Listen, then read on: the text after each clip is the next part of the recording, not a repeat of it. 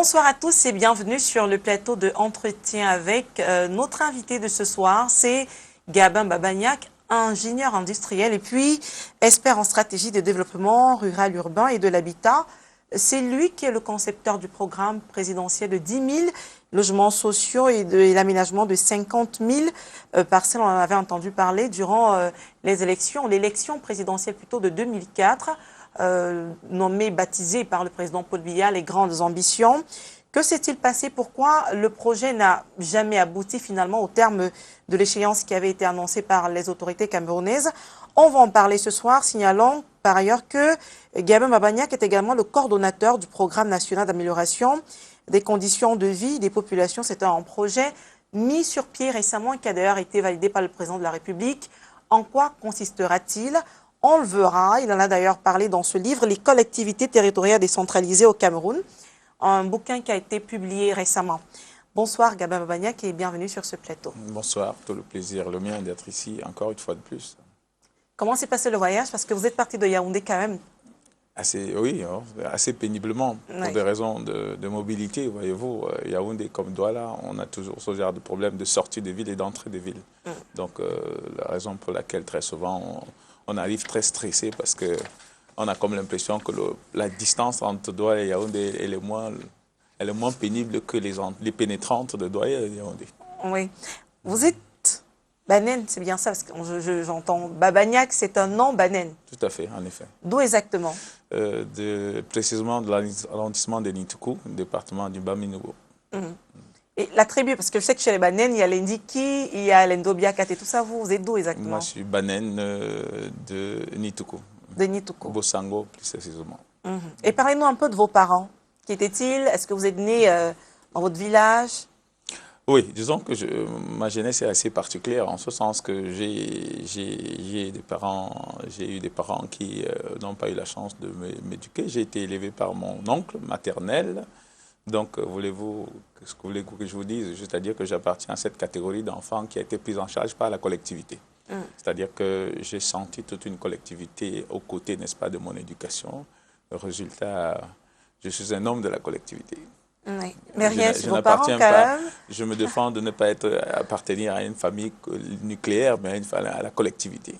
Oui, d'accord, mais ça ne change rien. Je veux dire qu'il y a cette reconnaissance-là que vous témoignez à la collectivité qui vous a pris en charge, mais il y a quand même que vous êtes issu d'un certain tel ou d'une certaine... Exactement, en effet, je suis issu par son homme, il est décédé aujourd'hui, de mon père, qui s'appelait Mobé Paul, et de ma mère, qui nous écoute certainement aujourd'hui, qui s'appelle Fikshan. Alors, et puis, j'ai été élevé par mon oncle maternel, qui malheureusement est décédé au jour d'aujourd'hui. Voilà, donc, des frères, des sœurs aussi, peut-être? Oui, en effet, j'ai des frères, j'ai des sœurs, oui. Je suis né d'une famille, une fille de 6 enfants, dont je suis le garçon. L'unique? L'unique garçon, oui. Oh là là. Donc, en fait, le chef de famille, maintenant. Ouais, en effet, je suis le chef de ma famille. Je tiens cet héritage de mon grand-père, qui était une notabilité dans la localité. Oui. Marié? Divorcé, oui, marié et divorcé, malheureusement. Divorcé, alors, c'est vrai que c'est un peu embêtant, mais bon, comme c'est ça, cette émission, qu'on parle un tout petit peu de l'invité, d'abord avant de parler de sa vision de certaines choses. Je ne suis pas du tout gêné, en tout cas. D'accord, alors divorcé, si on peut poser la question, pourquoi? Disons que l'environnement, aujourd'hui, malheureusement, et fatalement, impacte de façon dépréciative les couples qui ne sont pas assez mûrs. Donc, j'en suis une victime et j'en tire les conclusions pour que demain soit le meilleur, quoi. Oui. D'accord, c'est bref comme réponse. Donc, pour se résumer, vous n'étiez pas assez mûr, c'est ça au moment où vous vous mariez, et puis après, vous réalisez que peut-être ce n'était pas le bon choix, ou que vous n'étiez pas assez prêt, et donc vous décidez de tourner la page. Parce que c'est quand même récurrent, le phénomène des divorces, hein, maintenant. Oui, disons tout simplement qu'on est dans un environnement social où, vous voulez, l'environnement impacte un tout petit peu, hein, je voulais dire fatalement, sur le fonctionnement d'un couple. C'est-à-dire qu'aujourd'hui, il y a des forces endogènes et exogènes qui impactent malheureusement sur le fonctionnement d'un couple. Et par conséquent, à un moment donné, quand on n'a pas la lisibilité et la clairvoyance qu'il faut pour apprécier à sa juste valeur un ensemble de choses, du coup, on est parti pour divorcer. Mais au-delà de ça, disons tout simplement que la relation, la cohabitation étant la résultante, n'est-ce pas, d'une relation sentimentale, il se trouve très souvent qu'à un moment donné, on a l'impression de ne plus être dans cette posture-là. À partir de ce moment, je crois que au lieu de se bagarrer, ou alors au lieu d'entretenir, comment dirais-je, une relation conflictuelle en permanence, il serait peut-être mieux parfois de se séparer. D'ailleurs, le législateur l'a prévu pour ça, voyez-vous. Oui. Donc, Depuis combien d'années? bientôt, ça fait longtemps quand même, hein. Disons que séparé depuis 5 ans quand même. 5 ans. Oui. D'accord. Voilà. Alors, on va parler d'autre chose. Vous avez vécu un drame dans votre vie à une certaine époque. Oui, Un accident grave oui, tout à qui fait. a failli vous coûter la vie. Est-ce que vous pouvez nous en parler? Bon, disons que j'ai vécu 3 accidents assez graves, hein. Un premier à la veille, n'est-ce pas, de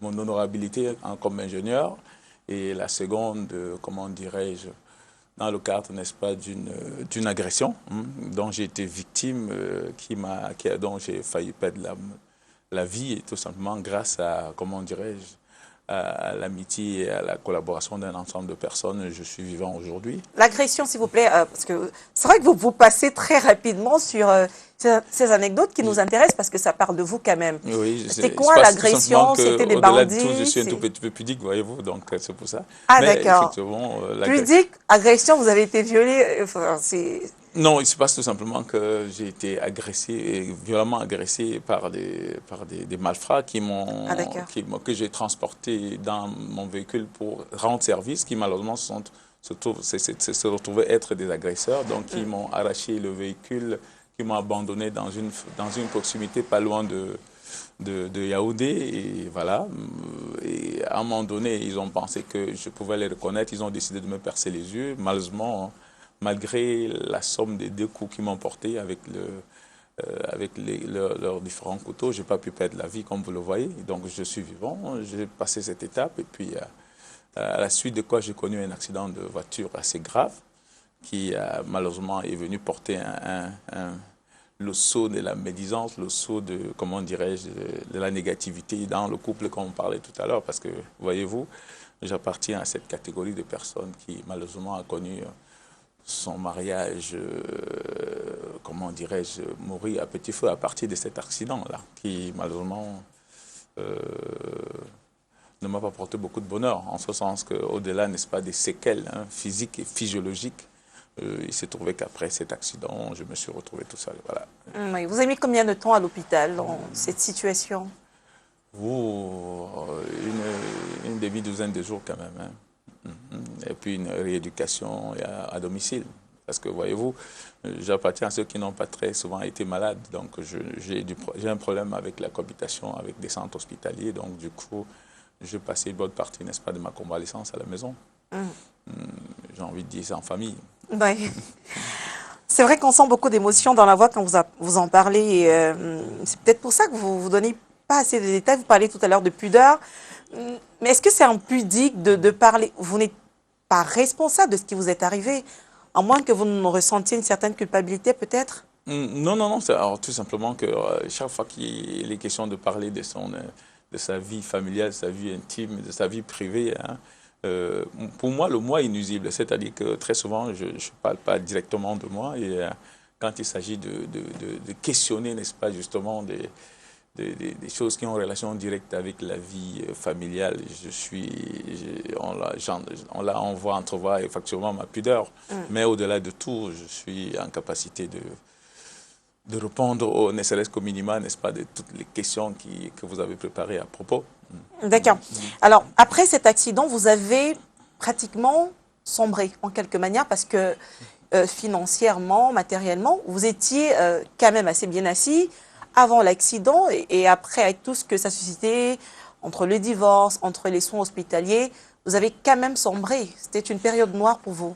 Oui, tout à fait. Il s'agissait d'un accident de circulation qui survient avec un équipement, donc une voiture que je viens d'acheter et que je perds donc à l'occasion. Et en même temps, je vois donc, comme on disait au niveau familial, les choses, n'est-ce pas, se déprécier totalement. Et je suis à l'entame d'une réflexion qui allait dans le sens d'améliorer les conditions de vie des populations par l'habitat, qui traîne à se mettre en chantier du simple fait, n'est-ce pas, de quelques inerties au niveau, n'est-ce pas, de la gouvernance et qui, du coup, vous voyez, financièrement, je suis un tout petit peu mal, donc il faut quand même relativiser les choses, mais je veux dire, au niveau du moral, c'est pas toujours ça, en ce sens que, comme on dit, les bébés que j'accouche, au niveau des politiques publiques, n'arrivent pas à se mettre en route, donc du coup, je suis un tout petit peu à la croisée de chemin, mais tenez-vous tranquille, ce n'était pas la fatalité non plus. Hein.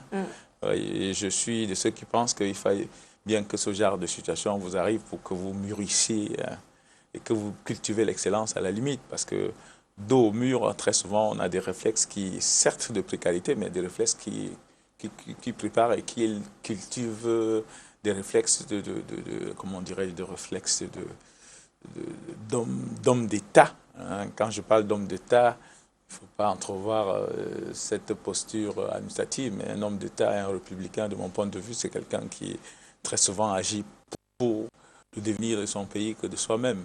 Parce que, voyez-vous, si ce n'est que pour un individu, la vie, elle passe, forcément, mais disons que quand on a la capacité, n'est-ce pas, d'impacter positivement le développement de son pays, on est tout aussi fier. Donc, voyez-vous, vous parlez d'économie tout à l'heure en parlant de finances, mais je pense que c'est une période à laquelle j'ai suffisamment réfléchi. Oui. Et je me suis remis en cause sur le plan social et sur le plan professionnel.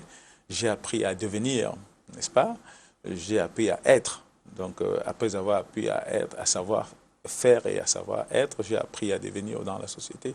Donc, voyez-vous, comme on dit souvent, tout ce que Dieu fait est bon, en ce sens que cette période dont vous évoquiez tout à l'heure m'a apporté une maturité, d'ailleurs qui s'exprime dans l'ouvrage que vous avez entre les mains. Oui, l'ouvrage dont on parlera d'ailleurs tout à l'heure. Qui a pour résultante aujourd'hui cette capacité d'élaborer des politiques publiques qui ici, n'est-ce pas, au développement de notre pays, d'élaborer des stratégies qui permettent aujourd'hui de sortir le Cameroun de toutes les problématiques qui sont liées au développement urbain, à l'habitat social, aux problèmes de mobilité, aux problèmes d'emploi, aux problèmes de développement de la culture et du sport. On en parle dans un instant. Voilà. On va brosser très rapidement, parce que c'est quand même une coutume dans cette émission, très rapidement brosser votre parcours scolaire. Vous êtes ingénieur industriel. Oui.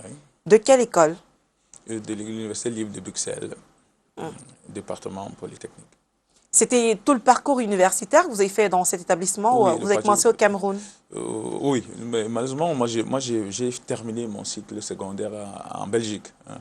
J'ai eu mon bac professionnel à Namur, au lycée professionnel de Namur, et après j'ai donc capacité mes connaissances en ingénierie à l'Université libre de Bruxelles. Oui. Après quoi, j'ai estimé que pour une meilleure compréhension, n'est-ce pas, du développement dans le domaine qui est le mien, il a fallu que je me capacite un tout petit peu en architecture. Donc, je suis allé me capaciter à l'école d'architecture de Grenoble, revenu au Cameroun. J'ai estimé qu'il y avait beaucoup de manquements en termes de fabrication des politiques publiques. Donc, j'ai dû bénéficier d'une formation au Canada sur le développement urbain. Voilà, donc au jour d'aujourd'hui, je pense que je peux me permettre de dire que je tiens les ficelles debout. Hein, tout en étant modeste, je suis en capacité aujourd'hui de parler avec condescendance, n'est-ce pas, des problèmes qui sont liés au développement rural et de l'habitat. On va dire que vous avez conçu pas mal de projets pour le président de la République, celui qu'il a utilisé durant sa campagne de 2004, comme je le disais, il y a un moment, mais également pour ce qui est de l'hébergement de certains personnels de l'administration, par exemple militaire, même encore de la police. Mais avant qu'on ne parle de cela, est-ce que vous avez des réalisations autres en tant qu'ingénieur de BTP, en dehors de tout ce qui concerne l'État? Oui, disons que il y a quelque chose de très important à dire. Vous m'en donnez l'occasion au jour d'aujourd'hui. Quand je commence à réfléchir sur les politiques publiques, le premier constat, c'est que je réalise que l'État du Cameroun n'a aucun outil scientifique d'évaluation du foncier. Et je fais donc ce que j'ai appelé un avant-projet. Je propose à l'État du Cameroun un avant-projet sur l'homologation de la valeur vénale locative en matière immobilière. La raison était simple. Il était question pour l'État du Cameroun d'avoir un support pédagogique et un support scientifique de l'évaluation du foncier au niveau du Cameroun. C'est-à-dire que c'est un instrument qui devait servir pour le fisc, qui devait servir pour le développement tout court et qui permettrait donc d'État d'avoir une lisibilité, une visibilité sur le foncier au Cameroun. Alors, quand vous avez du foncier, il faut pouvoir l'apprécier. Il faut savoir à quel endroit, à partir de l'endroit où vous vous trouvez, combien ce foncier coûte en matière vénale comme en matière de location. Ça, c'est le premier travail intellectuel qui a été fait. À la suite de quoi, vous allez voir le cheminement. Il était question donc éventuellement de concevoir un projet qui consistait à promouvoir l'habitat social. Ouais. C'est dans cette posture que je propose donc à l'État du Cameroun le programme gouvernemental de 10 000 logements d'aménagement de 50 000 parcelles. L'idée étant que de pouvoir résorber le déficit en logement au moins de 20%. Parce que voyez-vous, à l'époque, quand je parle de 10 000 parcelles, d'aménagement de 50 000 parcelles et de 10 000 logements, nous avons un déficit en logement de près de 1 million d'unités. Nous sommes rendus là en 2006. Et à côté de ça, je constate effectivement que la classe moyenne de la société est extrêmement fragilisée, en ce sens qu'elle n'est pas en capacité d'accéder à la propriété foncière. Ces deux éléments statistiques croisés me permettent donc de penser qu'un projet comme celui-là taillé pour le Cameroun permettait tout au moins d'entretenir un certain espoir pour la jeunesse en matière de logement et en matière de développement urbain. C'est la raison pour laquelle ce projet est conçu, que je soumets et qui est accepté, qui est rendu public en tant que programme gouvernemental en 2009, le 31 décembre 2009. Et à côté de ça, pour cheminer de façon optimale ce projet, j'ai donc travaillé à l'élaboration d'un manuel de procédure au crédit foncier qui permettait de faire en sorte que ce levier de l'État sur le plan financier vienne donc croiser dans ce programme gouvernemental. Alors, vous me donnez là l'occasion de parler un peu de ce programme gouvernemental. Parce oui, on va parler de ce programme. On a tellement de choses à dire à propos, mais la question c'est, est-ce que vous avez commencé à travailler directement avec l'État, c'est-à-dire dans l'élaboration des programmes tels que ceux que vous venez de citer, ou est-ce que vous avez d'abord eu d'autres réalisations en tant qu'ingénieur quand même, des travaux publics, des bâtiments construits, ou est-ce que vous vous contentez d'élaborer des projets? Ben, qui peut le moins, peut le plus. Voyez-vous, comme en tant qu'ingénieur, j'ai dû faire beaucoup de réalisations, de construction de logements, etc., etc. Mais c'est tellement basique que si nous en parlions dans ce plateau, on n'aura pas compris notre mission. Alors, comment vous arrivez, vous permettez, à comment vous arrivez? Parce qu'il y a beaucoup de personnes qui ont conçu des projets en dehors de vous, qu'ils auraient pu proposer à l'État. Vous dites que vous avez réalisé des tas de choses, mais qui sont basiques. Comment est-ce que vous quittez de ce travail-là pour vous retrouver dans la sphère très privée, plutôt très fermée de l'État, pour commencer à travailler avec lui? C'est-à-dire que, comme je vous disais tout à l'heure, il était important pour moi, n'est-ce pas, de se mettre un tout petit peu au niveau de la philosophie de la matière. C'est-à-dire qu'à défaut de se congruer à l'élaboration des projets de construction de maisons, de réfléchir sur des thématiques qui permettent, n'est-ce pas, d'élaborer des politiques publiques en matière d'habitat et développement urbain. C'est-à-dire que j'ai voulu être cet ingénieur qui pense globalement, qui pense macro en termes de développement. Parce que, comme je vous ai dit, il y en a les ingénieurs ici. Pour se différencier ou à la limite pour mieux servir son pays, il faut sortir de là. C'est-à-dire aller dans le sens de concevoir des politiques publiques pour qu'on puisse régler les problèmes globalement dans ce pays. Parce que, voyez-vous, concevoir un plan, un projet architectural et réaliser une villa ou un duplex, c'est la chose la plus facile. Voyez-vous, c'est assez basique quand on est polytechnicien. Donc, il était important pour moi, au regard, n'est-ce pas, des manquements, de me mettre un tout peu dessus et de regarder les choses autrement. Et comment vous faites donc pour arriver au niveau de l'appareil de l'État pour proposer ce projet et qu'il soit même adopté? Oui, mais je fais ce qu'il faut faire, c'est-à-dire que, et là vous me permettez de dire une chose à l'endroit de la jeunesse, c'est-à-dire qu'aujourd'hui, compte tenu d'ailleurs de la précarité, il est question pour la jeunesse, entre guillemets, comme on dit, j'ai l'habitude de le dire avec mon personnel, de réaliser des projets sans bon de commande. C'est-à-dire que vous êtes dans une posture professionnelle, vous réalisez qu'il y a des manquements au niveau des politiques publiques. Je crois qu'il est en droit pour un républicain de voir dans quelle mesure il peut apporter ta contribution. Je peux vous dire que la majorité des propositions, des projets que j'ai réalisés pour l'État du Cameroun, je les fais sans bon de commande. dans l'espoir que l'État du Cameroun me soit reconnaissant le moment venu. Mais vous avez Alors, quand même quand déposé ça chez la bonne personne. oui, si, la bonne personne. La preuve, le projet a été mis en route. C'est-à-dire qu'aujourd'hui, j'ai envie de dire que il y a plusieurs façons de capitaliser, voyez-vous. Hein. Moi, je suis de ceux qui pensent que Dieu m'a beaucoup aidé et qu'au jour d'aujourd'hui, je n'ai plus faim, je n'ai plus soif. Et je le suis comme ça depuis longtemps. Et je pense que, comme je vous ai on parlait des accidents tout à l'heure, Dieu m'a beaucoup aimé. Et je pense que si je peux le rendre d'une certaine façon, je le fais. Moi, je peux vous assurer que les chantiers que j'ai entamés en termes d'élaboration des politiques publiques, il a fallu que quelqu'un s'en occupe. Parce que je vous dis que jusqu'en 2000, il n'était pas possible au Cameroun pour une administration d'évaluer un foncier à quelque endroit qui se trouve. C'est quand même assez grave. Voyez-vous, dans le domaine immobilier, toute activité immobilière commence par l'évaluation du foncier. C'est sous la base de la valeur d'un foncier qu'on élabore un projet architectural. Donc, à partir du moment où vous n'avez pas un élément scientifique d'évaluation de projet, vous ne pouvez rien faire. Donc, il fallait s'attaquer à cela. Deuxième chose, l'État... Vous permettez, Gabin Babagnac, ce que je constate jusqu'à présent, c'est qu'avec beaucoup d'adresses d'ailleurs, vous évitez de répondre à une question toute simple. Alors, vous avez donné des conseils aux jeunes.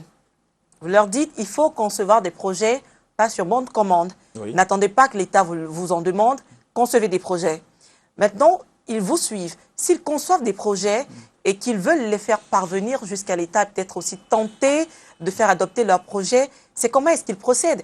Est-ce qu'ils envoient une lettre? On aimerait bien savoir comment est-ce que votre projet est parvenu jusqu'au président de la République, sans que vous ne citiez forcément toutes les personnes par qui il a pu transiter. Oui, disons tout simplement qu'aujourd'hui, avec la malgouvernance, il faut le dire, les pratiques, les us et coutumes en matière d'administration ne sont pas respectées. Il peut arriver que vous rédigez un courrier pour une personnalité ou à la Première République et que ce courrier ne puisse pas arriver. J'ai envie de dire que moi, j'ai utilisé un chemin, j'ai eu la chance d'adresser un courrier, des courriers au chef de l'État qui ont pu aboutir. Et sous la base, n'est-ce pas, de ces propositions-là, il les a évaluées et il a choisi, n'est-ce pas, de mettre en activité celles qui lui étaient politiquement favorables. Donc, je pense que c'est ça. Quand je parle de la jeunesse, j'ai envie de dire, parce que voyez-vous, quand vous avez de la matière, en réalité, qu'est-ce que ça vous coûte, n'est-ce pas, de la transmettre? Même si le bon de commande ne vient pas là immédiatement. C'est-à-dire qu'il faut apprendre à travailler aussi pour la prospérité.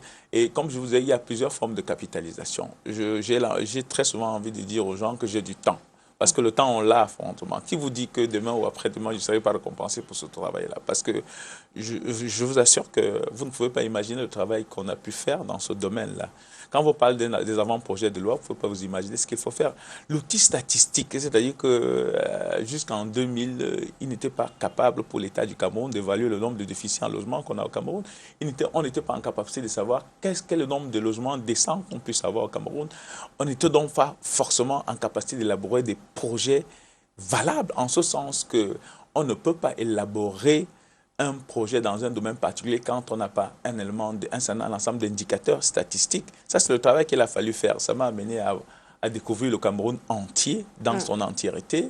Ça m'a amené à comprendre les problèmes qu'on a au Cameroun, hein, vraiment de façon détaillée.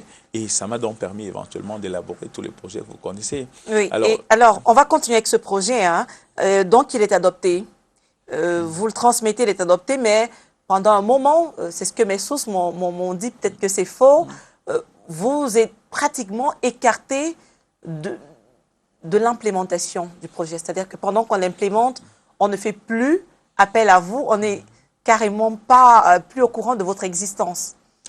Oui, c'est-à-dire que d'abord le principe est le suivant. Quand vous élaborez un projet, vous le soumettez à l'attention d'eux. Ça veut dire que vous lui donnez, vous lui confiez ce projet. Il s'approprie le projet. Donc à partir de ce moment, il n'est plus le vôtre. Il devient un projet gouvernemental, comme c'est le cas pour ce projet-là. Mais sauf que pour des raisons de convenance et de commodité, il est quand même assez important que quand on a validé un projet partiellement ou totalement, il est quand même important, je dis, il est assez galant quand même d'associer le concepteur de manière à ce que de façon efficiente ce projet soit implémenté. Parce que vous voyez, dans chaque conception, il y a un esprit. Ouais. Et quand la personne qui a développé l'esprit n'est pas là, il y a toujours la preuve, le résultat, vous le connaissez, c'est que c'est un projet qui a maille à s'implémenter, du simple fait que justement, l'élaboration, les cahiers de charges, les manuels de procédure qui ont accompagné ce projet n'ont pas été respectés. L'esprit de ce projet n'a pas été associé, effectivement, n'est-ce pas, à l'élaboration, à l'implémentation de ce projet. Le résultat est ça. Le résultat, c'est que le chef d'État a fait de ce programme un programme gouvernemental le 29 décembre 2009 et 5 ans après, sur une perspective de 1667 logements à Douala et à Yaoundé, qui est équivalent à un financement de 25 milliards. Au jour d'aujourd'hui, on n'a pas pu construire 300 logements. Concrètement, qu'est-ce qui se passe? Il se passe tout simplement que, effectivement, 25 milliards ont été mis à disposition, n'est-ce pas, du maître d'ouvrage, le MENDU, le 10 décembre 2010. Et rendu à ce jour, ces 25 milliards sont épuisés, mais on n'a pu construire que 240 logements. C'était insuffisant? Vous vous dites? Est-ce que c'était insuffisant écoutez, pour la réalisation du projet? C'est vous l'expert, on vous pose la question. Oui, mais c'est-à-dire qu'on n'a pas besoin d'être expert. Quand on vous dit qu'on a débloqué 25 milliards pour construire 1176 logements, programme pilote, et que 5 ans après, on a produit que à peine 300 logements et que les 25 milliards sont épuisés, quelle est la conclusion que vous en tirez? Je ne tire pas de conclusion, je ne sais pas quelle est la valeur d'un logement. Écoutez, la valeur d'un logement social, vous devez avoir une idée.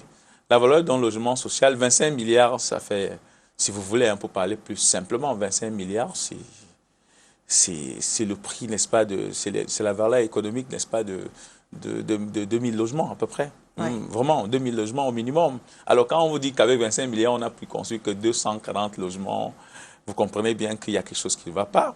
Il se passe tout simplement que, à l'entame de ce programme qu'on a mis en route dans la précipitation, en omettant d'adjoindre le concepteur, on a essayé de requérir la participation de 44 entreprises en gré à gré qui ont été mises en chantier sans expertise, sans capacité financière, etc. Et ces entreprises, par la multiplication des avenants, sont passées, n'est-ce pas, d'un coût au mètre carré de 150 000 francs à 475 000 francs le mètre carré. Et c'était fait à dessein. Ceux qui ont managé ce projet m'entendent, ils savent bien qu'au jour d'aujourd'hui, on se le dit sans se tromper, il y a eu un détournement de fonds extravagant dans ce domaine-là, voyez-vous. 475 000 francs un logement social, ça ressemble à quoi?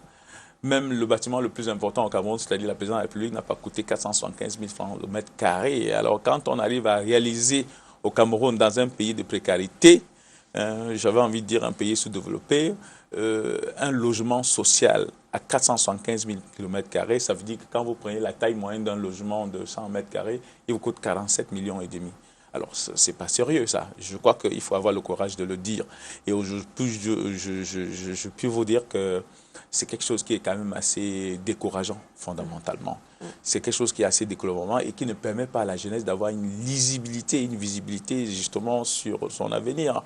Parce que l'État, entre guillemets, c'est-à-dire les gouvernants qui doivent montrer l'exemple au niveau, n'est-ce pas, au-delà de la gouvernance, qui doivent montrer au niveau de l'applicabilité, n'est-ce pas, des projets, arrive à faillir à ce niveau. On se demande si l'opération EPRV a encore fait peur dans ce pays. Parce que, voyez-vous, c'est quand même assez extraordinaire. Après la fameuse histoire de l'avion présidentiel, nous tombons sur les logements sociaux. On a pratiquement vidé les caisses, n'est-ce pas, pour enrichir encore ceux qui ont assez d'argent.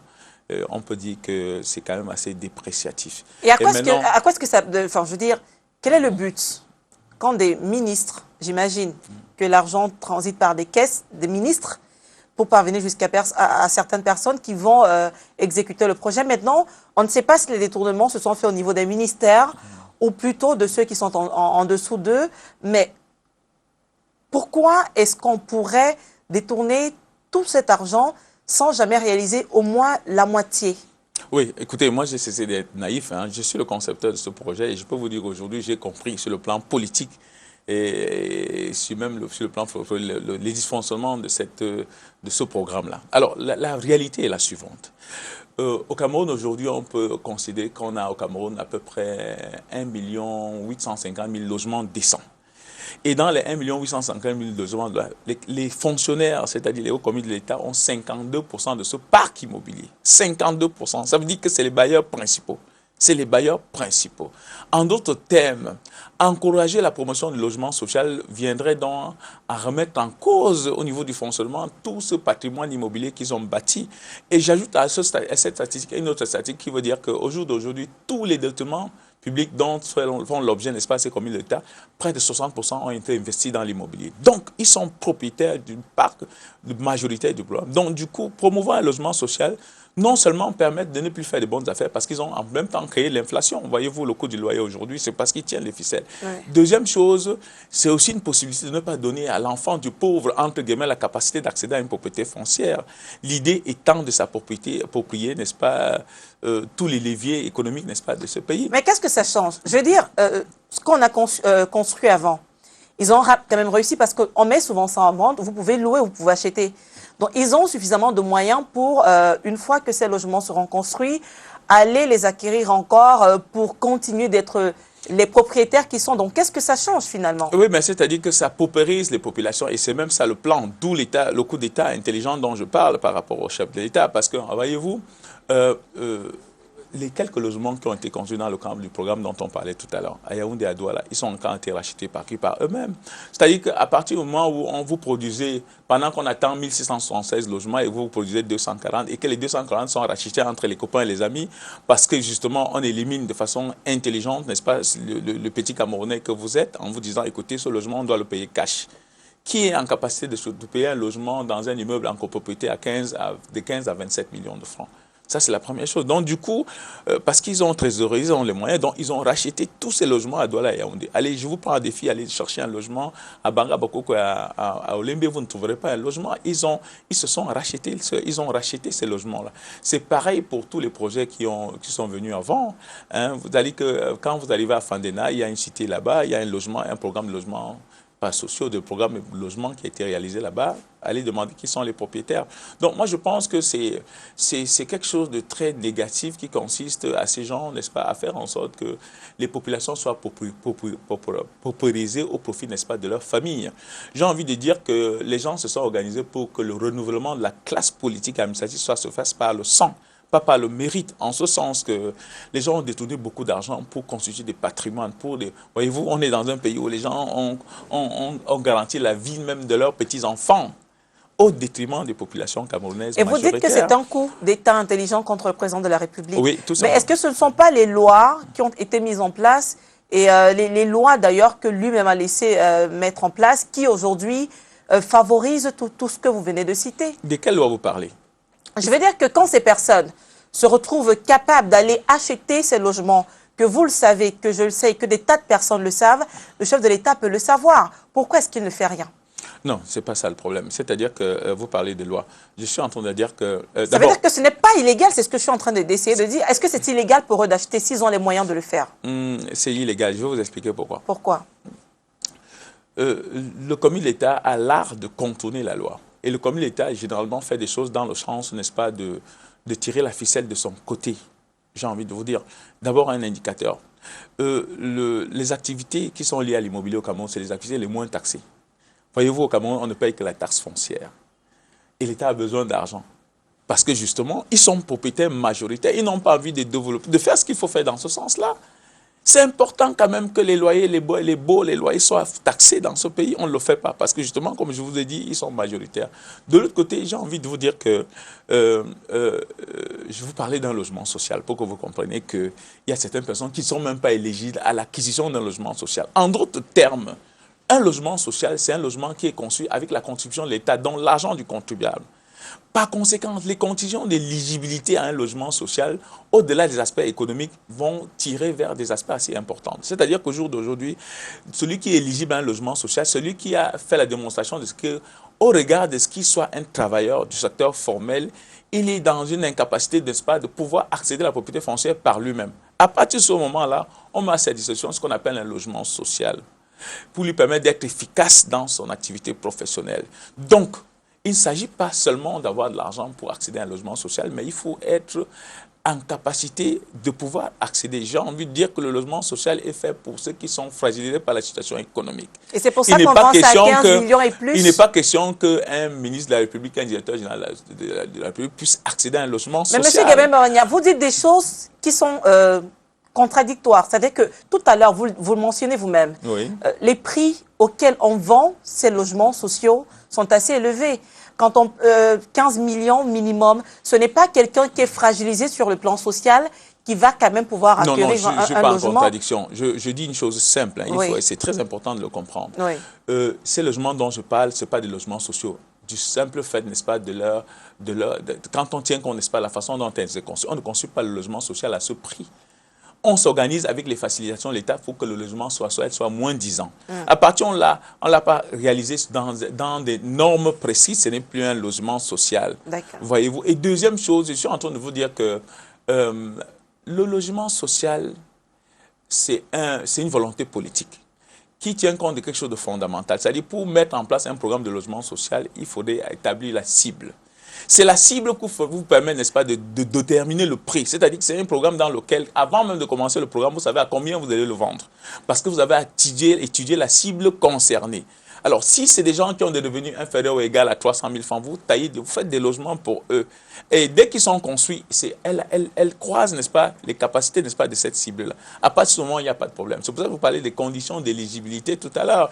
Alors, ne me dites pas que je suis en contradiction. Non, tout simplement, c'est une petite attitude. C'est-à-dire qu'on fait des logements, on fixe des prix, on vous dit qu'il faut payer cash. Oui. Et on sait très bien que celui qui est précaire ne peut pas avoir 15, 25 millions. Et 25 donc, millions. le chef de l'État le sait et ne fait rien. Du coup, je suis d'accord avec vous, il n'y a pas de logement social. On ne devrait pas utiliser ce mot dans ce cas d'espèce. Oui, c'est-à-dire que j'ai envie de dire que depuis une trentaine d'années, on n'a pas fabriqué de logements sociaux dans ce pays. On a essayé de faire des logements sociaux, mais en réalité, la malgouvernance a fait que ces logements, cette idée, ces projets ont connu une déviation en termes d'appréciation politique et économique. Donc, je suis en train de dire que vous évoquez les chefs d'État. Je ne suis pas ici, je suis pas venu ici pour convoquer ou pour évoquer le chef d'État. Non, mais parce que vous le dédouaniez tout le temps, vous disiez le coup d'État intellectuel, vous disiez que c'est un coup d'État intellectuel contre lui, alors que, quelque part, il a une part de responsabilité quand même. Oui, il a une responsabilité. C'est-à-dire qu'il a une responsabilité, c'est-à-dire qu'il est responsable, mais il n'est pas coupable.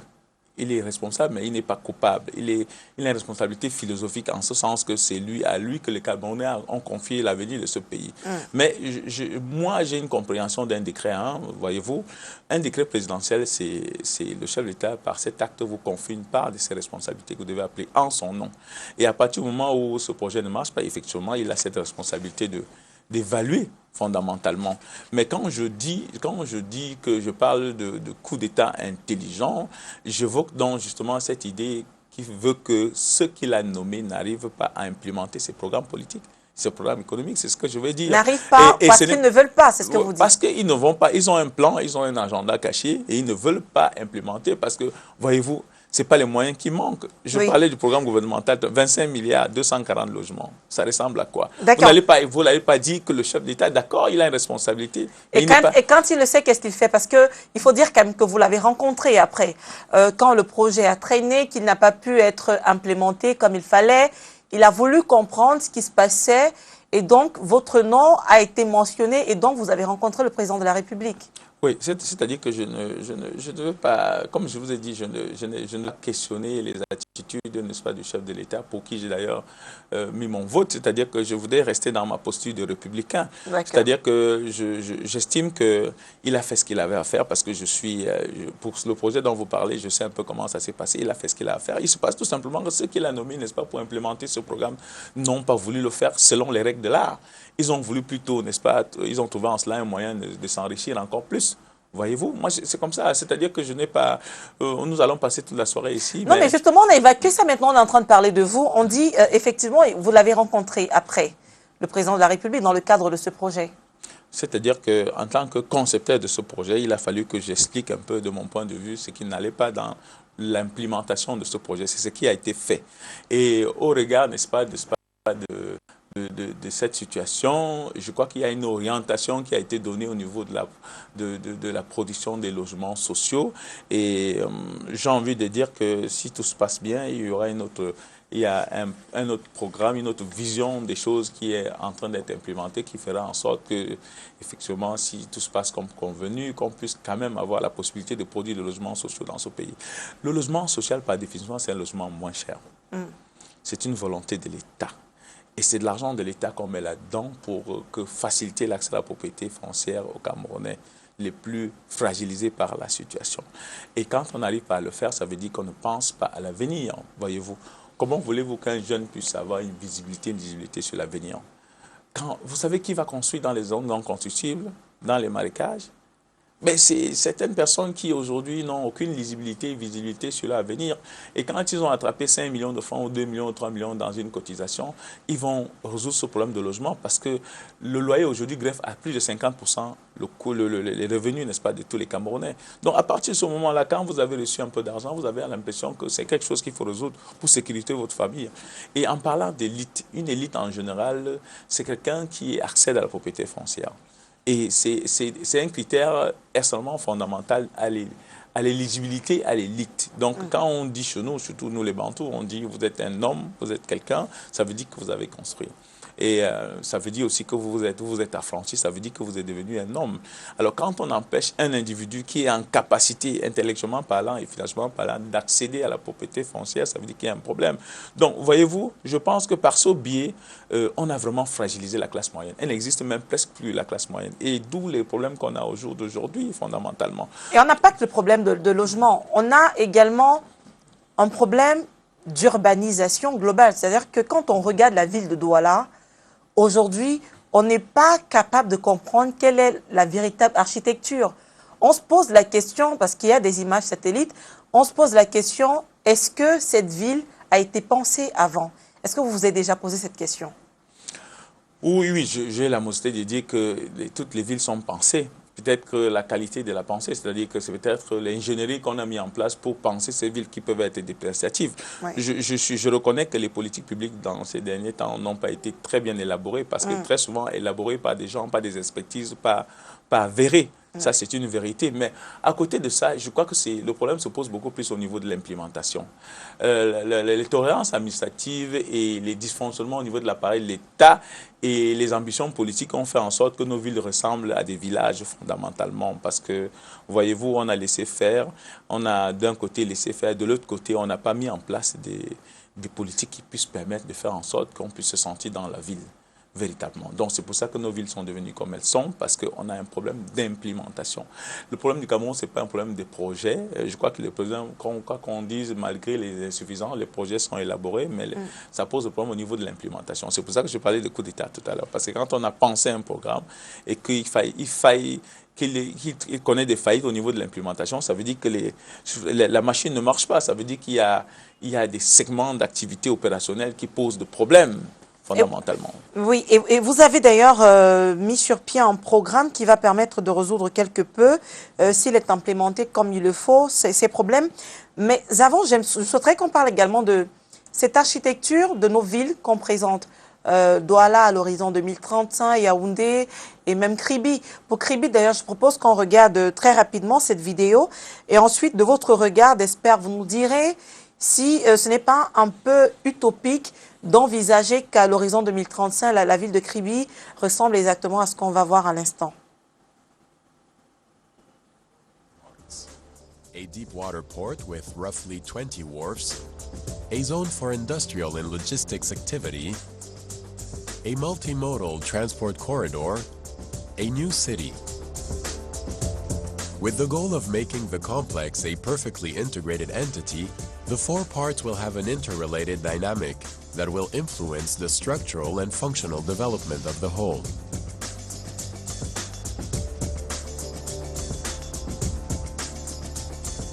The deep water port, built in successive phases, will be able to hydrocarbon, different ores that will be mined in the interior of the country and transformed in the industrial zone, and much more.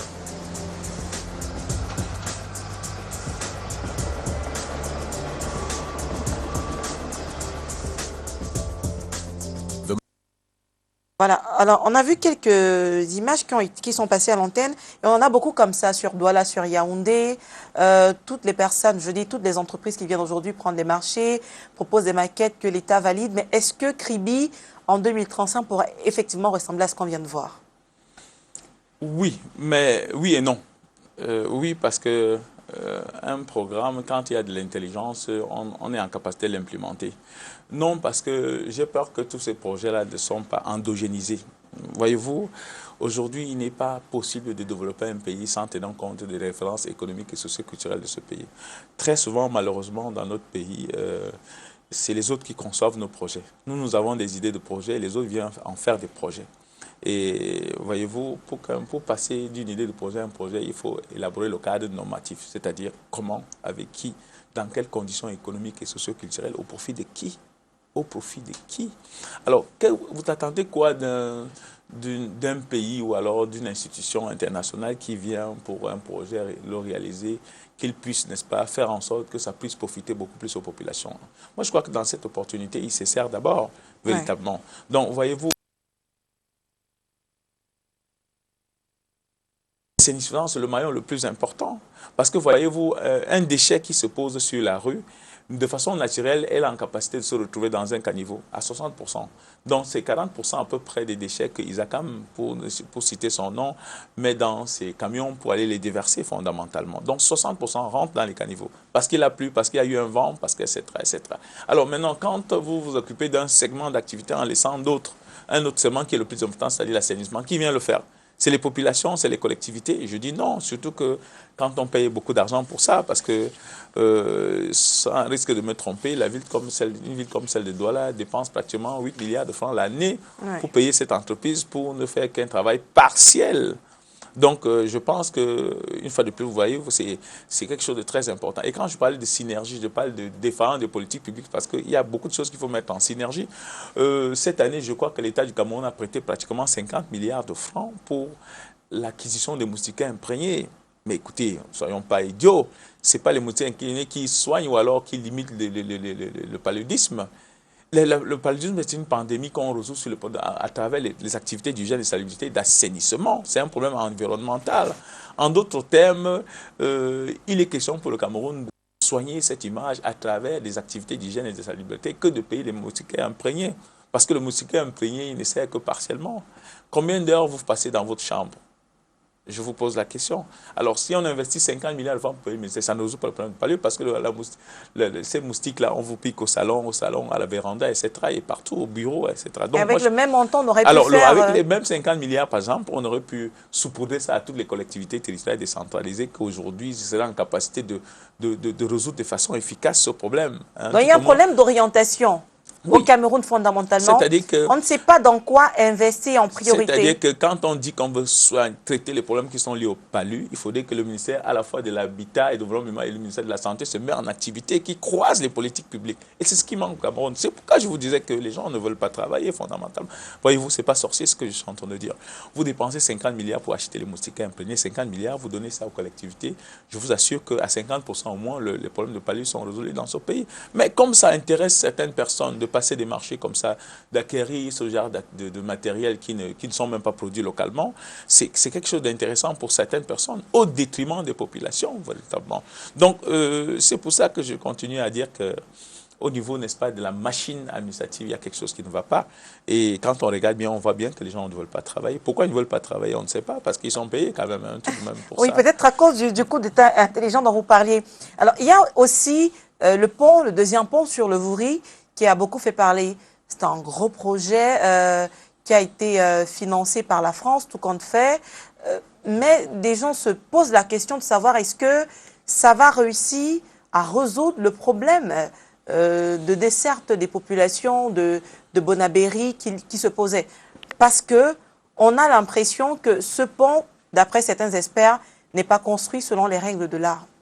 Non, la question, ce n'est pas d'être construit selon les règles là, c'est l'opportunité de l'endroit où on a choisi pour faire ce pont. Ne soyons pas naïfs une fois de plus. C'est un financement étranger, vous voyez mon regard, et ce pont a été mis pour faciliter les transactions économiques, n'est-ce pas, de cette entité-là, de ce grand pays, tout simplement. Je crois que c'est comme ça qu'il faut dire les choses. Je vous ai dit que le malheur de notre pays, c'est que nous avons des idées de projets. Les gens viennent élaborer nos projets en lieu et place de notre personne. Et du coup, ils se servent en passant. Un deuxième pont sur le Vouri par opportunité, il ne serait pas à cet endroit. Il serait ailleurs, du côté, n'est-ce pas, d'Aqua Nord, pour créer une boucle et pour mieux desservir. Mais comme là-bas, ça dessert les populations, c'est-à-dire qu'aujourd'hui, on investit très peu sur le développement humain.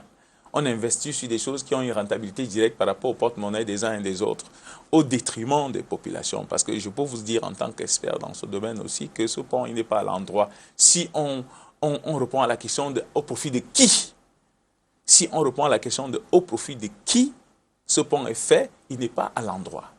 Voyez-vous. Donc, c'est comme ça. Ils sont nombreux comme ça, des projets chez nous. Et quel est le problème qu'il pose? Là où il est en train d'être construit en ce moment, quel est le problème que ça pose? D'abord, la proximité avec l'ancien pont et l'impossibilité de par cette organisation spatiale de développer au mieux les activités tout autour. C'est-à-dire qu'au jour d'aujourd'hui, le profane a envie de se poser la question, pourquoi à cet endroit? Pourquoi à cet endroit? Deuxième chose, j'ai envie de vous dire que l'ancien pont, en réalité, sur le plan structurel, il n'est pas dépassé. Le problème du pont du Vroui qu'on a connu, construit par les Allemands, il a un problème simple. C'est simplement que les embouteillages qui sont liés, qui existent dans son environnement le plus direct, fait en sorte qu'il y a une stabilité en termes de poids, des charges de compression sur ce pont qui font qu'il peut le fragiliser à tout moment. Donc ça veut dire que si on organise la fluidité en amont comme en aval, vous voyez que c'est un pont qui peut être encore exploité pendant très longtemps. Maintenant, on décide de faire un deuxième pont, bravo, mais il était question, si c'est au profit des populations, de le faire ailleurs que là-bas. Mais comme cette zone industrielle regroupe, n'est-ce pas, des intérêts économiques assez importants, on a décidé de le mettre là-bas au détriment des populations et sous le regard béant et, j'ai envie de dire, dépressif, n'est-ce pas, de nos gouvernants. Parce que, voyez-vous, on a envie de dire, mais c'est pas possible ça. Pourquoi tellement, dans notre pays, on est en capacité d'utiliser des forces endogènes pour déprécier le développement économique? Parce que quand on regarde bien, écoutez, madame, vous n'êtes pas en capacité de prendre un financement quand il ne vous convient pas. Je dis aujourd'hui, la question du développement, c'est comment, avec qui, dans quelles conditions économiques et sociales, au profit de qui? Quand on vous brandit un financement qui ne va pas à l'endroit d'améliorer les conditions de vie de vos populations, quelle qu'en soit l'importance et l'ampleur du projet, vous dites non. Mais justement, le pont, le deuxième pont sur le Vroui a été présenté comme un outil qui va venir mieux desservir Bonabéry et donc désengorger le premier pont sur le Vroui qui, comme vous le disiez tantôt, est soumis constamment à des embouteillages. Mais quand vous parlez de Bonabéry, c'est vous parlez de Bonabéry industriel ou bien de Bonabéry démembrement de la ville tout au moins périphérique de la ville de Douala? Enfin, c'est l'entrée de Bonabéry.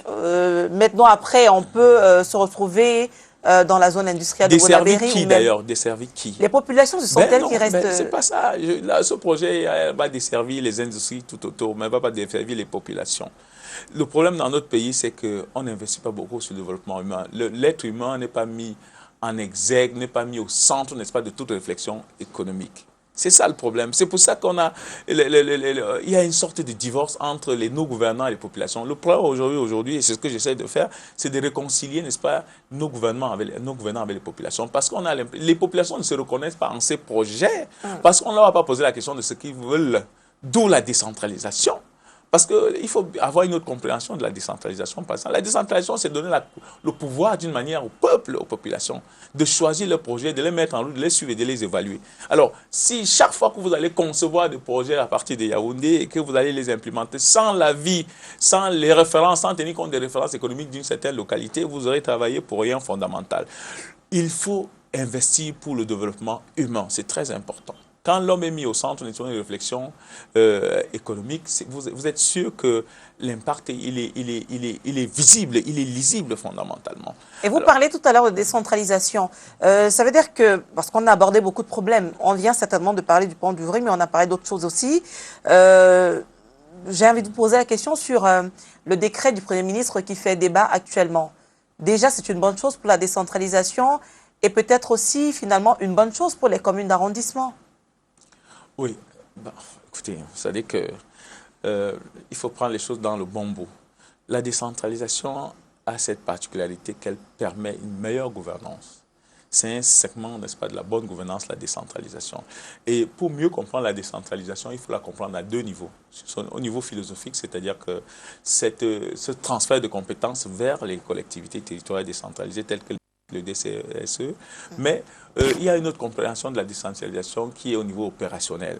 Voyez-vous, le développement, c'est une construction qui est étayée par une stratégie dans laquelle on élabore un processus et dans lequel on circonscrit les étapes à assouvir par conséquent. La décentralisation, de mon point de vue, permettrait donc de mieux développer le Cameroun, en ce sens que on transférait donc le pouvoir de l'État central d'abord vers les localités parce que je crois qu'il y a un maillon essentiel qui manque à notre décentralisation telle qu'elle est implémentée parce qu'il y a un pas intermédiaire à franchir, c'est de transférer d'abord les compétences d'abord aux localités. Qu'est-ce que j'entends par localité? La localité dans notre pays peut être considérée comme étant un chef de département ou plusieurs chefs de département qui ont les mêmes ambitions économiques, qui ont les mêmes références économiques et socioculturelles, qui peuvent donc se mettre en ça pour assouvir leurs besoins personnels. Parce que voyez-vous, si les gens comprennent la décentralisation comme étant quelque chose qui va vers une idée qui veut qu'on aille envoyer à chaque circonscription administrative un petit budget pour faire ceci, pour cela, c'est un saupoudrage qui ne va pas impacter efficacement. Par contre, si on peut confier une certaine levier, n'est-ce pas, d'opérationnalisation à une localité, elle s'organise pour pouvoir s'émouvoir de façon dynamique. Je donne un exemple simple. Moi, j'appartiens au département du MBAM. Si vous dites, voilà, écoutez, ce département a besoin de s'assouvir, n'est-ce pas, des problèmes, n'est-ce pas, de construction de routes et d'aménagement de ce secteur routier, ce serait important, par exemple, d'imaginer une situation qui veut que chaque chef d'enregistrement puisse acquérir un équipement distinct, de manière à ce que tout regroupé constitue une batterie de réalisation, que, n'est-ce pas, de vouloir chaque collectivité indépendante de pouvoir obtenir, n'est-ce pas, tous ces équipements-là, fondamentalement. C'est comme ça qu'on verra aussi un chef d'enregistrement, un chef de département qui dirait, bon, écoutez, nous n'avons pas beaucoup d'argent. Ce qu'on fait, c'est qu'on installe la morgue à Bafia, le service de gynécologie à Bafia, le service de la chirurgie, le département chirurgical à Ombessa, etc. Bref, l'idée étant de faire en sorte que, au lieu de saupoudrer, comme on est en train de faire, n'est-ce pas, ces projets-là, qu'on essaie de faire en sorte qu'on les oriente d'abord vers une localité, et la localité ensuite, n'est-ce pas, qui la transmet aux collectivités. Et il y a une autre dimension de la décentralisation qu'il faut comprendre, c'est celle qui consiste aux exécutifs de communes et de communautés de transférer ces compétences vers les populations. Comment? En se positionnant comme étant l'encadreur et le facilitateur et laissant donc la possibilité à ces populations de s'émouvoir, de développer leur inventivité, leur ingéniosité et leur intelligence. C'est un peu ça la décentralisation aussi. Et justement, parce que la finalité, c'est les populations. Donc il faudrait que, à travers les collectivités territoriales, que les populations des localités concernées s'approprient leurs projets.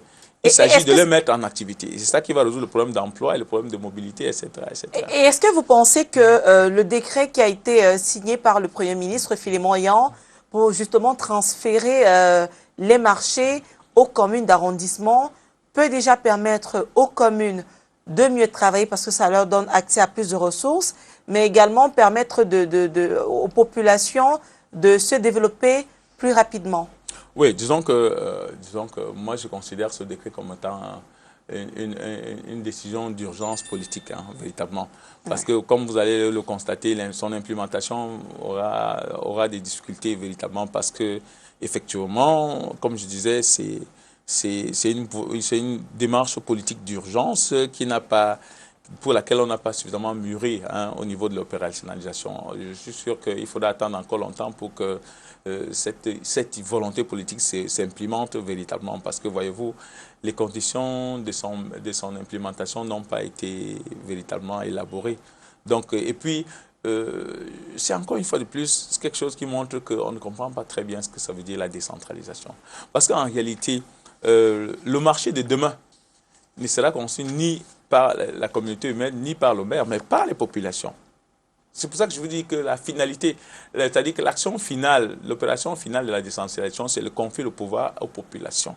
C'est-à-dire confier, c'est-à-dire que les compétences aux populations. Vous voyez le cheminement, État central vers les localités, localité vers les collectivités, collectivités, les exécutifs des collectivités, électifs des collectivités vers les populations fondamentalement. Donc, si quelqu'un qui a bien compris la décentralisation sait très bien que le marché de demain ne sera pas conçu ni par le délégué du gouvernement, ni par le maire, mais par un groupe de personnes ou alors un groupe de personnalités, de populations qui se recoupent et disent, voilà, nous construisons un marché avec la collaboration et l'encadrement, n'est-ce pas, de l'exécutif communal ou de communauté de la localité. Donc, c'est-à-dire que c'est une compréhension assez minimale, hein. C'est pour ça que les gens se discutent par rapport à ça. Moi, je pense que quand on est dans une construction, on doit comprendre les choses. Le marché de demain, je le répète, l'infrastructure d'utilité publique de demain ne sera pas forcément réalisée par la communauté ou alors par la commune, mais par les populations, avec l'encadrement des populations. Et c'est justement dans ce cadre, parce que vous avez pensé à un projet de ce genre, que vous avez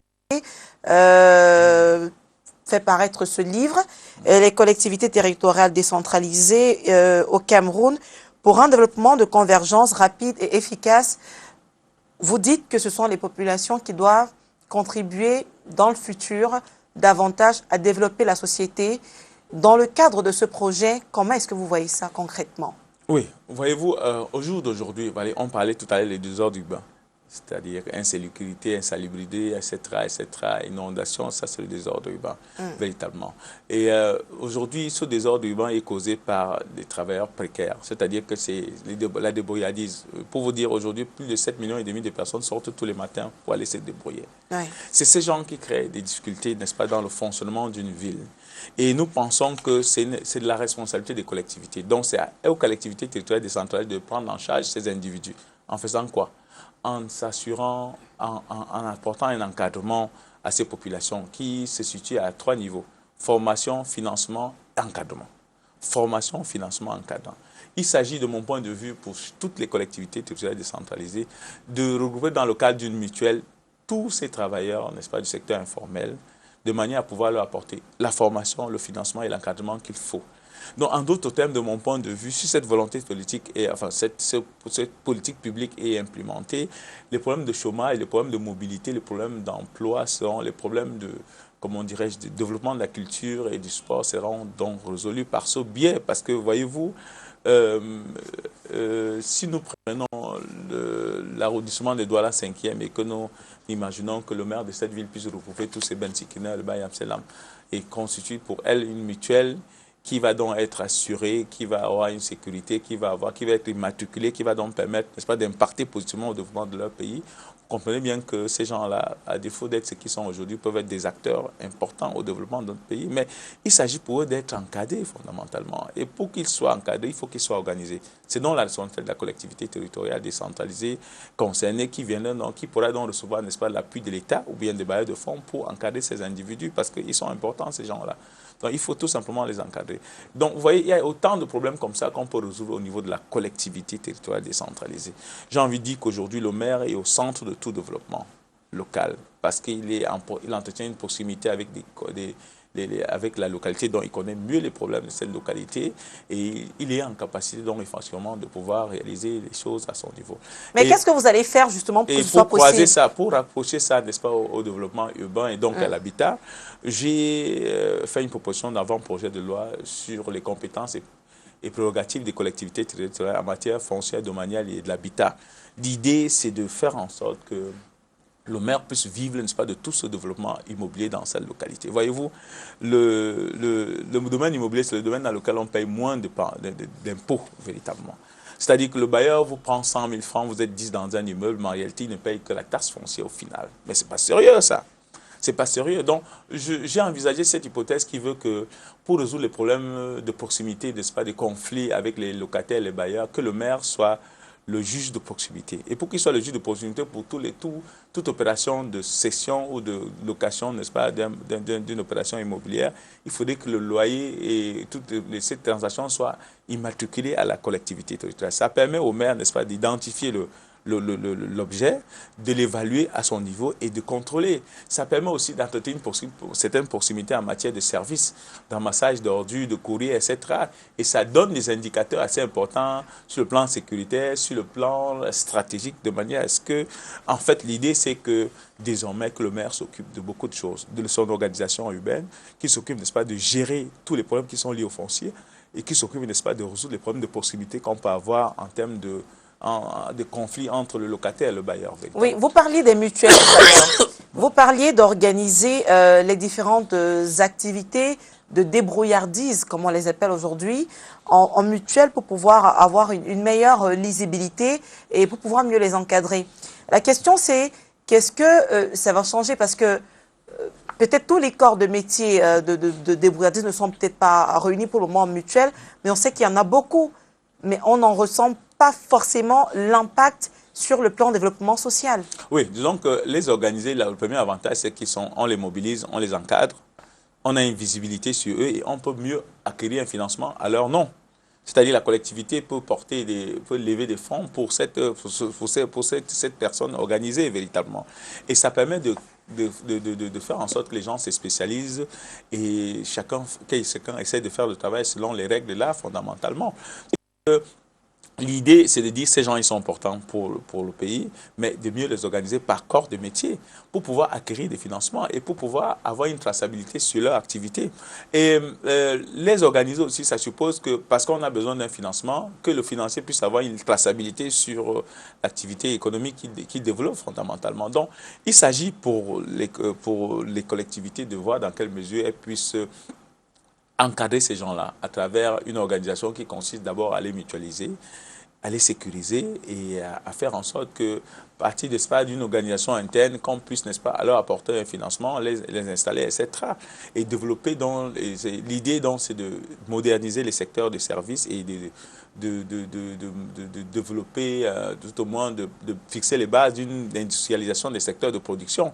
Parce que, voyez-vous, si une collectivité, si une collectivité arrive à financer un individu qui élève par exemple du poulet, il est en capacité d'organiser une traçabilité jusqu'à la commercialisation. C'est-à-dire qu'on finance un bonhomme qui produit du poulet, on finance celui qui l'ensage, celui qui le prépare, on finance celui qui va le servir jusqu'à domicile et on finance éventuellement celui qui est en activité de service par rapport à ça.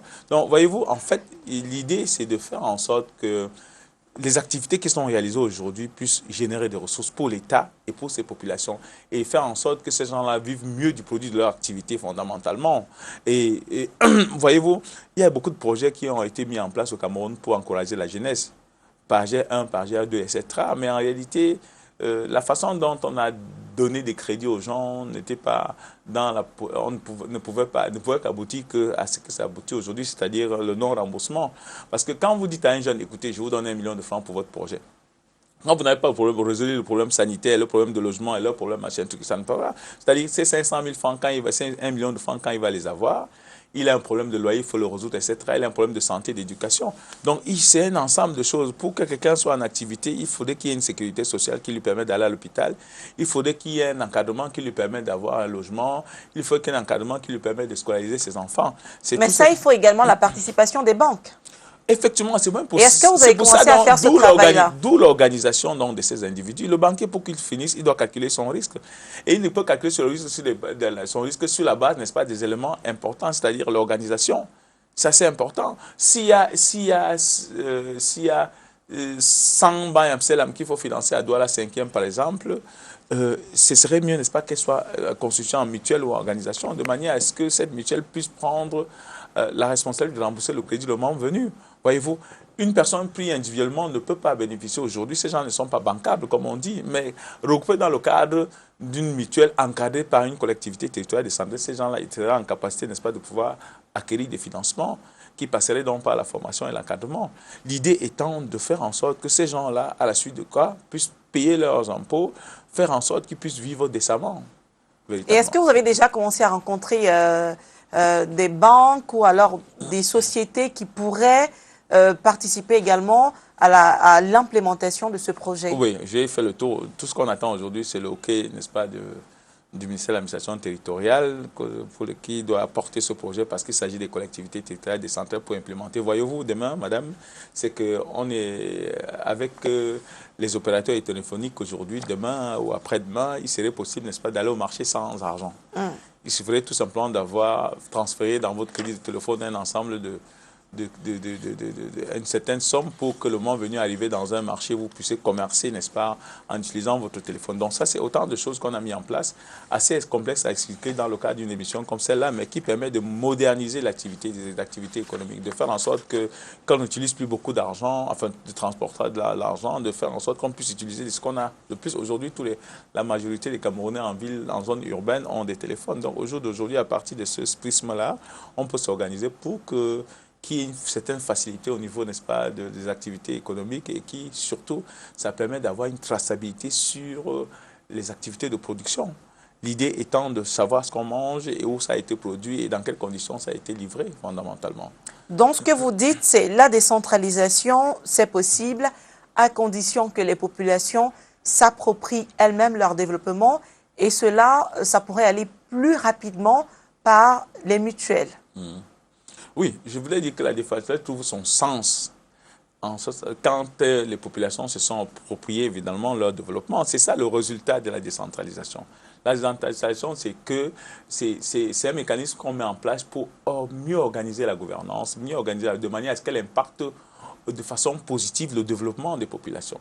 Et je crois que l'idée de la décentralisation, elle tient à ce prisme-là et malheureusement, au jour d'aujourd'hui, tel que les choses se passent, on a comme l'impression qu'il faut attendre encore beaucoup de temps pour que cette décentralisation soit complète véritablement. Parce que de mon point de vue, c'est la voie royale pour le développement de ce pays. D'accord. Merci Gabin Babagnac pour cet entretien. On a appris pas mal de choses. On va devoir mettre la clé sous le paillasson dans un instant, mais avant, vous allez d'abord dire un dernier mot, si vous le voulez bien, à tous ceux qui nous regardent ce soir. Oui, je dirais tout simplement que le pays est en construction, malgré les imperfections qu'on connaît de part et d'autre. Chacun doit y mettre le sien pour que les choses se passent pour le mieux. Et nous souhaitons tout simplement que notre chef de l'État puisse avoir une main mise sur l'activité, des activités administratives, des activités politiques, et qu'il veille à ce que le renouvellement administratif et politique, n'est-ce pas, de ces cadres puisse être fait réalisé par le mérite et non par le sang. C'est important quand même que la méritocratie, la spécialisation, la division du travail et l'esprit d'éthique, le culte du travail puissent être promus dans ce pays parce que c'est par cette démarche-là qu'on pourra véritablement pouvoir se développer. Un pays, des individus et des individus en activité pour le développement de leur pays, mais en retour, il faudrait que ces individus sentent que ceux qui sont nommés, ceux qui sont organisés pour les encadrer puissent être les meilleurs, surtout qu'ils puissent agir pour l'ensemble, pas pour les individus. Alors, vous parlez beaucoup de chefs de l'État, je vais conclure, mais juste une question. Est-ce que vous avez des ambitions politiques? Pour l'instant, non.